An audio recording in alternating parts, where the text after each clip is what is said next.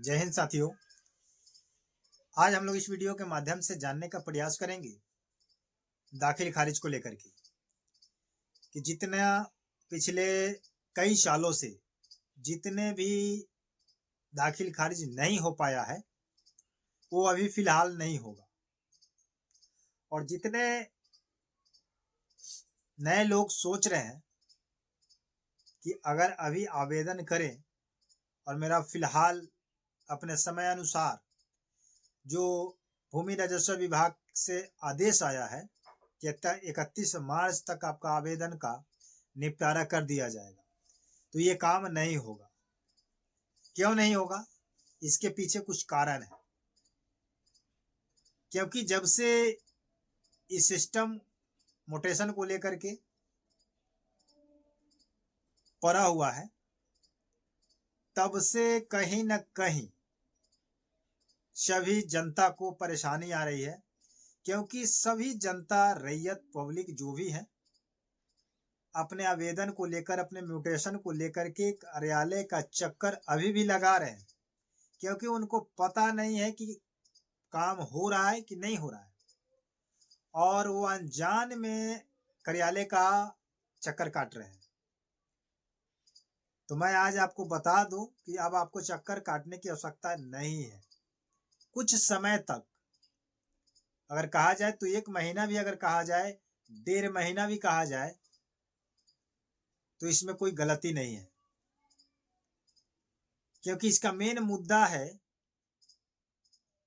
इसके अधिकारी, और अधिकारी इस काम को नहीं कर रहा है, और कब से करेगा और कब से नहीं कर रहा है, ये जानकारी मैं आपको देने का प्रयास करूंगा, और पूरी बारीकी से आपको समझाऊंगा कि आपको क्या क्या करना है, कैसे कैसे करना है और कब से होगा।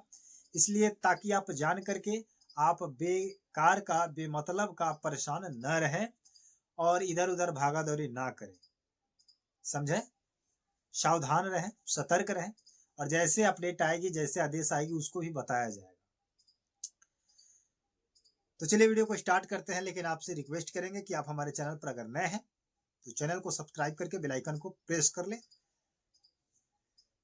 मोटेशन चाहे 10 साल का हो, चाहे 20 साल का हो, चाहे 25 साल का हो, चाहे नया हो, चाहे या कल या परसों का, अगर आपका जमीन का रजिस्ट्री है और आप डाले हैं आवेदन, ऑनलाइन डाले हैं, और आप चाहते हैं कि मैं उसका ऑनलाइन करके रसीद जमा करूं और मेरा मोटेशन हो जाए, मेरा काम हो जाए, तो फिलहाल अभी नहीं होगा।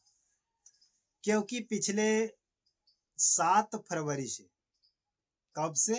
7 फरवरी से कर्मचारी जो है आपका हड़ताल पर है। तो हड़ताल पर है और अनिश्चित काल के लिए, अनिश्चित समय के लिए।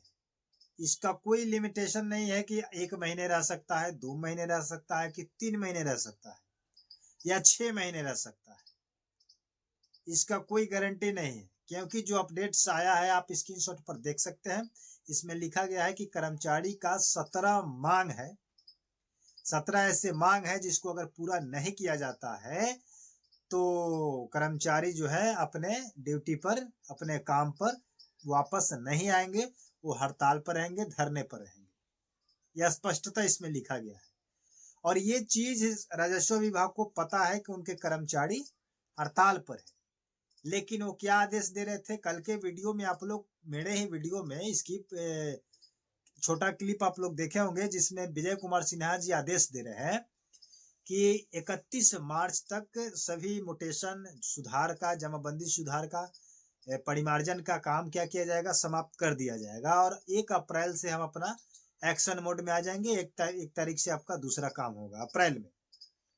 लेकिन आप लोग स्वयं सोच सकते हैं कि जब 7 फरवरी से, और आज है 25 फरवरी, अभी तक आपका मतलब कर्मचारी जो है वापस नहीं आया है, और वो कह रहे हैं कि अनिश्चित काल तक रहेंगे जब तक उसकी 17 मांगे पूरी नहीं की जाती है। तो आप समझ सकते हैं कि जब वो वापस कर्मचारी जब नहीं आएगा तो कोई भी काम कैसे 31 मार्च तक समाप्त कर दिया जाएगा। भूमि से रिलेटेड अगर कोई भी काम हो बिहार में तो 31 मार्च तक कैसे वापस कर दिया जाएगा? क्योंकि सभी हड़ताल पर है। समझ गए?